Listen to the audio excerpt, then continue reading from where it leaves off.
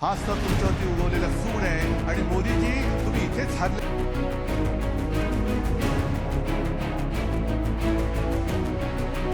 महाराष्ट्र में विधानसभा की सभी 288 सीटों पर मतदान हुआ। इसमें 4136 उम्मीदवारों की किस्मत ईवीएम में कैद हो चुकी है। तमाम एग्जिट पोल में बीजेपी की अगुवाई वाली महायुवती की सरकार बनने की संभावना जताई गई है, तो वहीं महाविकास अघाड़ी को बहुमत से दूर बताया गया है। हालांकि महाराष्ट्र चुनाव के फाइनल नतीजे 23 नवंबर को आएंगे। महाराष्ट्र चुनाव का वोटिंग ट्रेंड अलग ही कहानी बयां कर रहा है। सूबे के मतदाताओं में पिछली बार से ज्यादा उत्साह दिखा। 288 विधानसभा सीटों पर मतदान 65.11% रहा, जबकि 2019 विधानसभा चुनाव में 61.4% वोटिंग हुई थी। महाराष्ट्र में पिछले चुनाव से 4% बढ़ी वोटिंग क्या महायुवती का खेल बिगाड़ेगी या फिर महाविकास अघाड़ी की सत्ता में वापसी की उम्मीदों पर पानी फिरेगा? आंकड़ों के मुताबिक 65.11% मतदान हुआ। सूबे में सबसे ज्यादा वोटिंग कोल्हापुर में 76.25% रही, तो सबसे कम मतदान मुंबई सिटी में 52.07% रहा।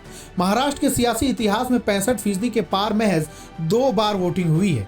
1995 के विधानसभा चुनाव में 71.69% रही और 2024 में 65.11% वोटिंग हुई।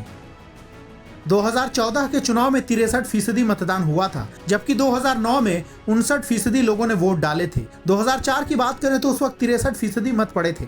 इसके बाद एक बात तो साफ पता चलती है कि महाराष्ट्र में 7% के आसपास ही वोटिंग होती रही है।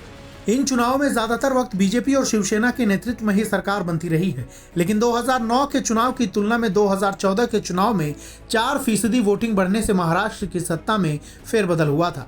बीजेपी सबसे बड़ी पार्टी बनकर उभरी थी और पहली बार 100 से ज्यादा सीटों पर जीत दर्ज करने में कामयाब हुई थी।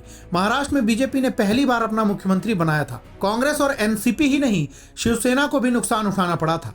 इसके बाद 2019 में 2014 की तुलना में 2% घट गई थी, जिसका नुकसान कांग्रेस को उठाना पड़ा था।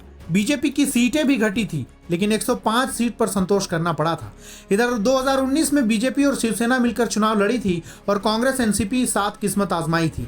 शिवसेना और बीजेपी गठबंधन को बहुमत मिला था, लेकिन मुख्यमंत्री की कुर्सी को लेकर रिश्ते बिगड़ गए थे। उद्धव ठाकरे ने बीजेपी के साथ नाता तोड़कर कांग्रेस एनसीपी के साथ मिलकर सरकार बना ली थी।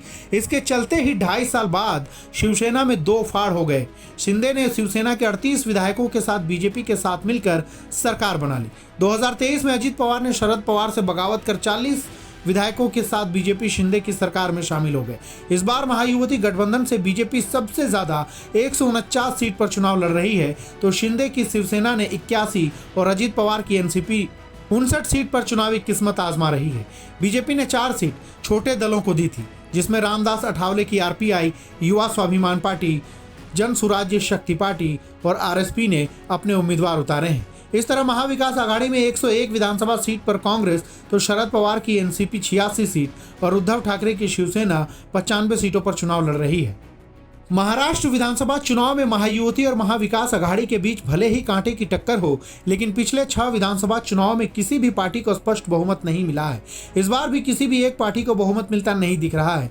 एग्जिट पोल में भी बीजेपी भले ही सबसे बड़ी पार्टी बनकर उभर रही है, लेकिन 100 सीटों का आंकड़ा पार नहीं कर पा रही है। इससे साफ जाहिर है कि गठबंधन की सरकार महाराष्ट्र में बनने वाली है। देश के कई राज्यों में अब तक जो वोटिंग का पैटर्न रहा है, उसे देखे तो साफ जाहिर होता है कि जब ज्यादा वोटिंग होती है तो सरकार बदल जाती है। इसके अलावा अगर वोटिंग औसत यानी पिछले चुनाव के बराबर ही होती है तो सरकार के बरकरार रहने की संभावना ज्यादा होती है। महाराष्ट्र में 2014 में भी 4% वोटिंग बढ़ने से सरकार बदल गई थी। इसके अलावा हरियाणा में हुए चुनाव में देखें तो वहां वोटिंग पिछले चुनाव के लगभग बराबर रही। नतीजा बीजेपी की सरकार दोबारा वापस आ गई। इतना ही नहीं, अपने दम पर बहुमत के साथ लौटी। उसके वोटिंग फीसदी में भी मामूली इजाफा देखा गया है। महाराष्ट्र में बढ़े 4% वोट ने सियासी दलों की धड़कनें बढ़ा दी है, जिसे महायुवती अपने लिहाज से देख रही है, तो महाविकास अघाड़ी अपने सत्ता में वापसी का दावा कर रही है।